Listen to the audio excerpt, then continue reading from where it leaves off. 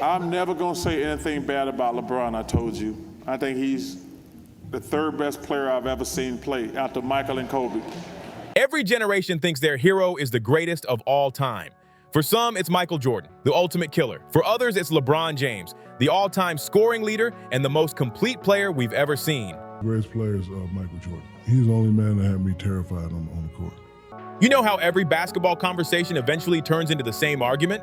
And suddenly it's not a chat anymore, it's a war. For one side, it's obvious. Michael Jordan, 6 rings, 6 finals, 6 finals MVPs, the killer instinct, the shoes, the myth. For the other side, it's just as obvious. LeBron James, all-time scoring leader, insane longevity, championships with 3 different franchises, and that 3-1 comeback against the 73-9 Warriors. And here's the funny thing, both sides can sound completely right, as long as you look through their favorite lens. You know, your favorite players or the best players in the world, you know, I say Mike and I say Kobe. LeBron's after that for you? Definitely. Okay. Definitely after that. In this video, we're not going to crown a GOAT. Instead, we're going to do something more interesting.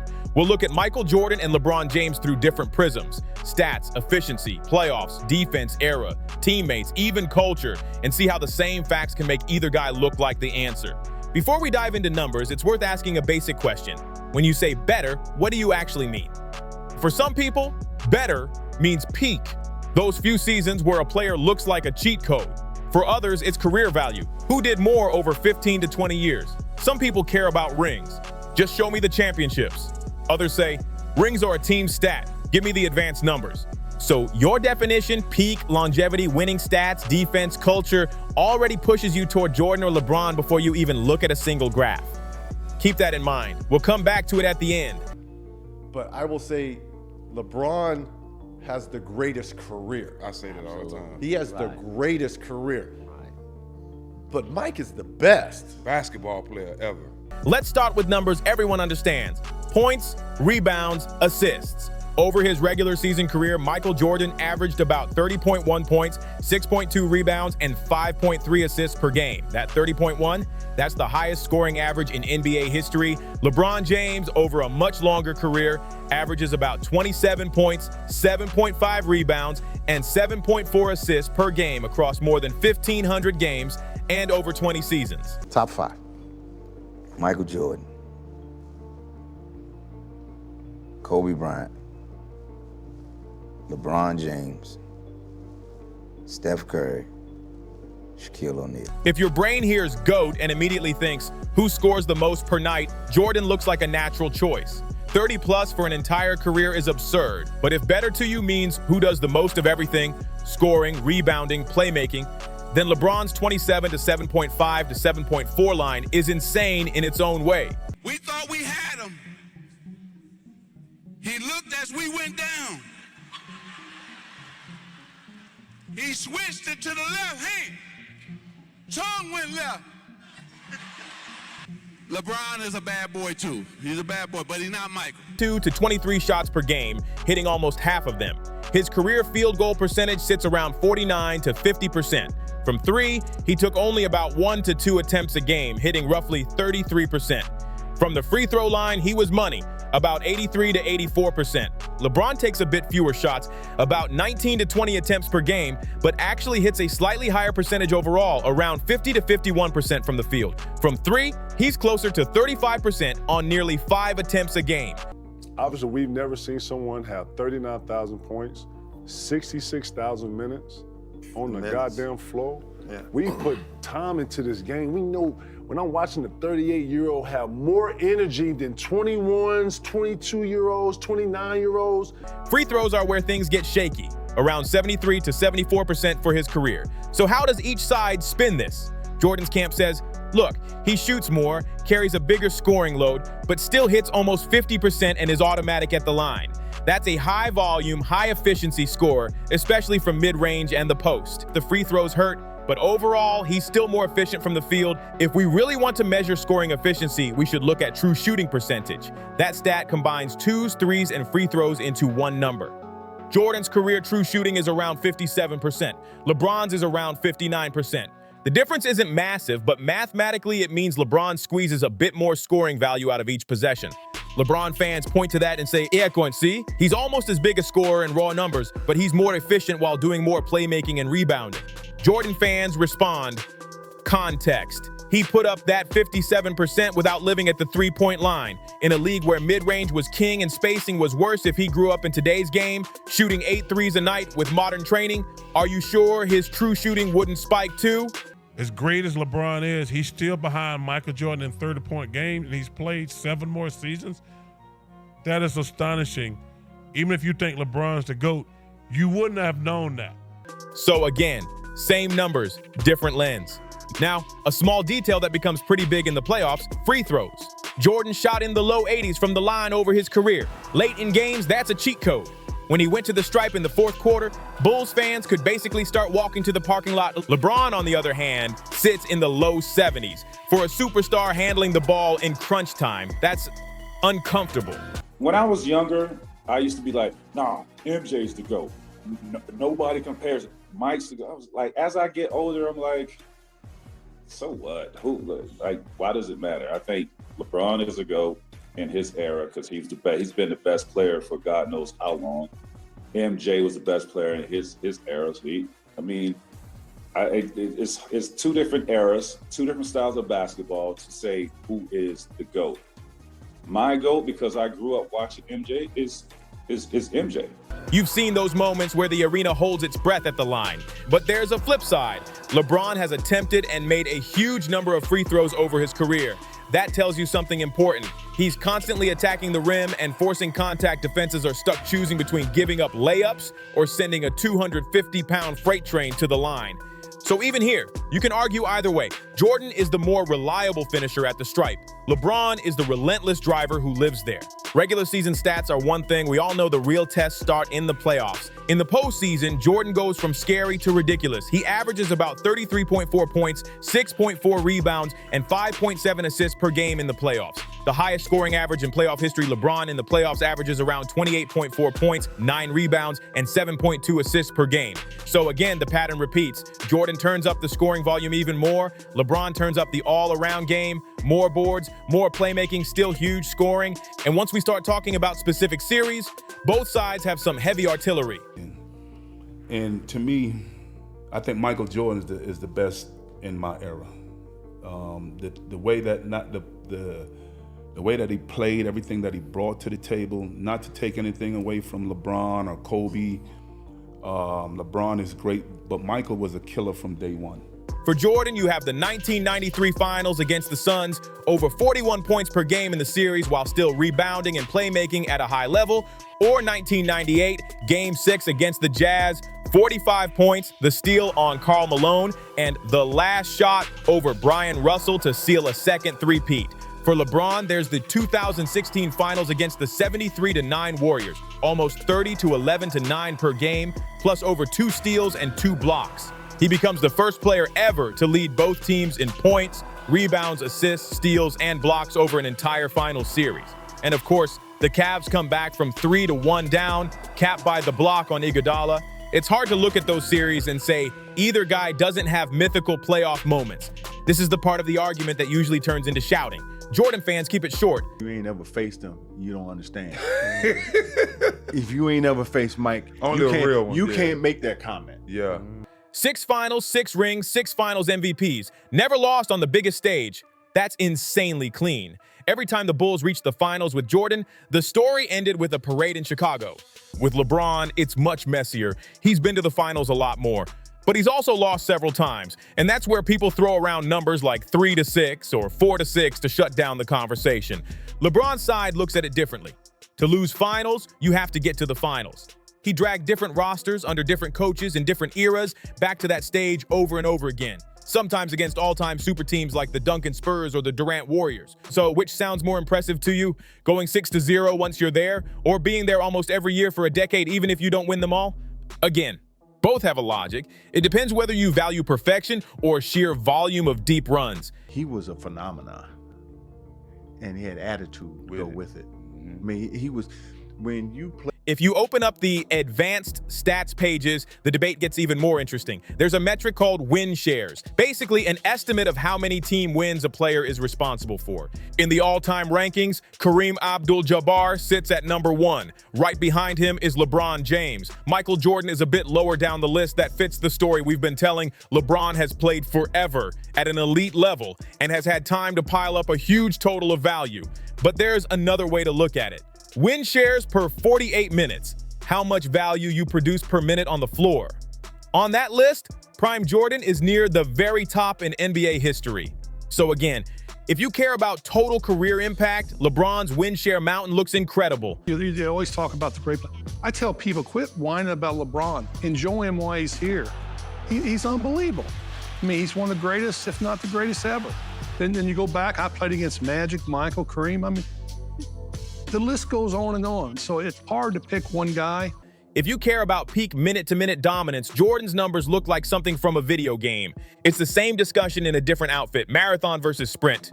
Numbers never live in a vacuum. Context matters. Who you play with, who coaches you, how your team is built. Jordan's Bulls were a beautifully constructed dynasty. Phil Jackson on the bench, the triangle offense, Scottie Pippen as an all-time great number 2, later Dennis Rodman, plus a strong crew of role players. Jordan was the center of that universe, but the universe itself was well built. LeBron's path is much messier. Early in Cleveland, he dragged some pretty shaky rosters deep into the playoffs, even to the finals in 2007 in Miami. He had a super team with Wade and Bosh, and also insane pressure to deliver. LeBron James. Oh, okay, LeBron James. Is he playing? I didn't know he was playing. No, I just think that, we play in different eras. He's an unbelievable player. Yeah, he's one of the best players in the world, if not the best player in the world. I know it's a natural tendency to compare eras to eras, and it's going to continue to happen. I'm a fan of his. I love watching him play, but it's as you can see, our league is starting to expand on very talented players. Then he goes back to Cleveland, and the roster literally gets blown up at mid-season, yet he still hauls them into the finals. Then he wins again with the Lakers in yet another system, with yet another core. That's where the famous phrase comes in, carrying bums. Fair or not, fans look at those 2007 and 2018 Cavs rosters and say, without LeBron, these teams are nowhere near the finals. Jordan fans answer, sure, he had help, but Bulls weren't born a dynasty. He pushed that organization to a championship standard. Before Pippen developed and the team was built the right way, Jordan was also hitting the playoff wall. Again, context cuts both ways. Offense gets all the highlights, but defense is a big chunk of this story. Jordan's resume is brutal. He was not only the league's scoring champ multiple times, he also made 9 all-defensive first teams and 1 defensive player of the year. He was an absolute predator on the perimeter. Long arms, quick hands, great instincts, and pride in locking people up. LeBron's defensive case looks different. In his prime, especially those Heat years, he was one of the most versatile defenders we've ever seen. He could switch on to point guards, wings, even bigs. He played free safety, jumped passing lanes, rotated from the weak side for chase down blocks, and basically acted as a second coach on the back line. So what do you value more?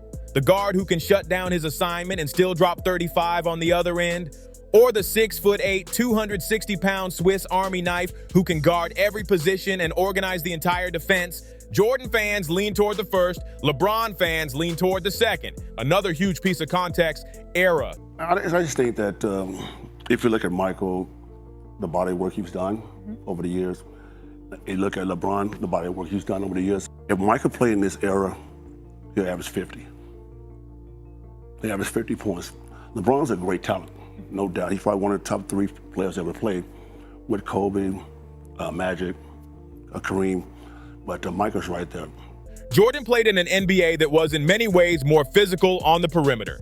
Hand checking, more contact, fewer whistles on bumps and grabs. He was putting up 30+ while defenders could literally put a forearm on his hip and steer him around the court. LeBron's era is different. More spacing, more three-pointers, 5-out lineups, and much more advanced scouting and analytics. Defenses switch everything, game plan every tendency, and have years of digital film on you.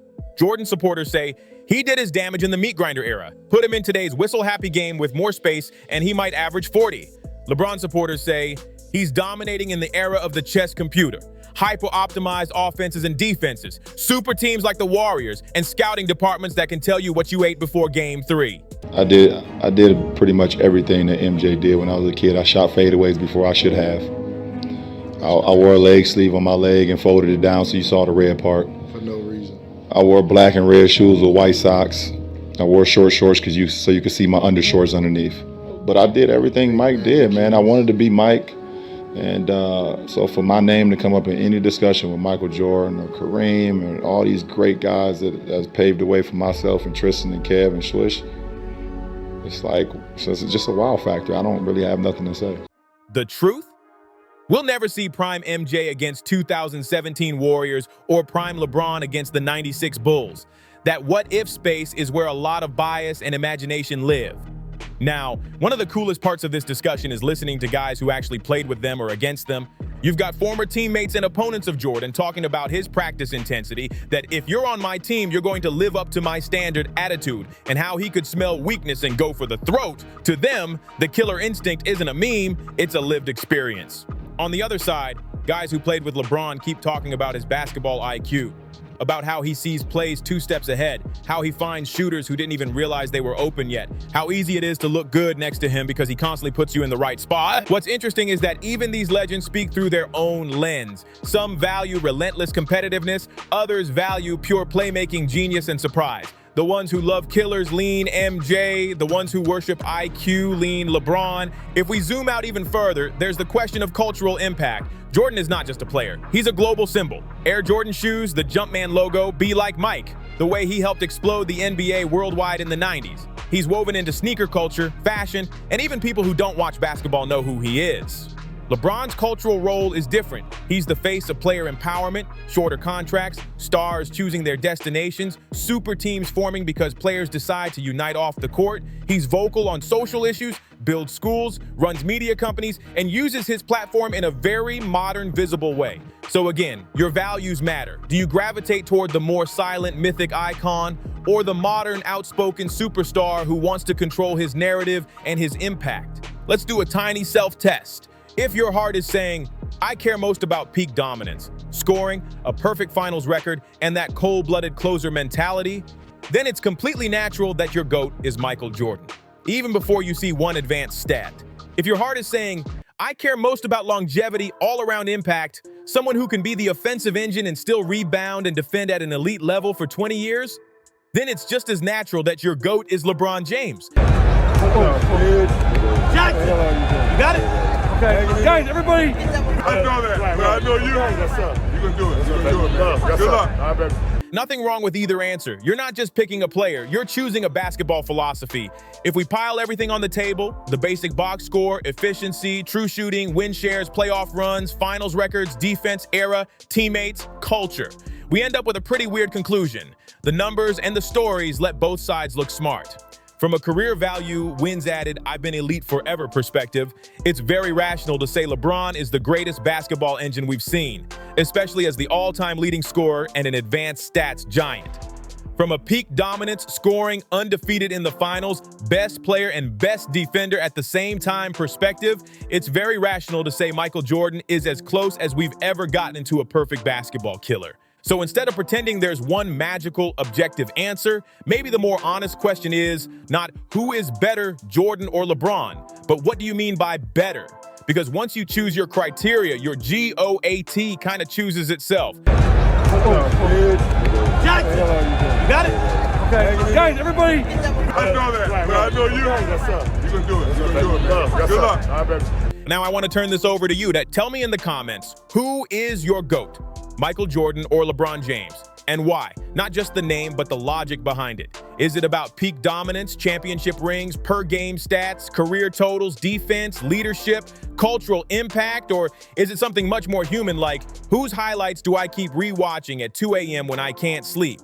But at least now, the next time you jump into a Jordan versus LeBron argument, you'll know not just who you're standing behind, you'll know exactly why, and let me know which comparison you want next. Kobe versus Jordan, Kareem versus the modern era, old school versus new school.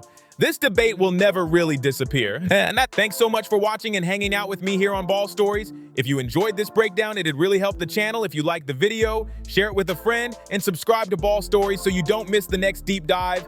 And if you're still in the mood for hoops, don't stop here. There are plenty more stories and breakdowns waiting for you on the channel, so pick another video and keep the debate going. See you in the next one. Peace.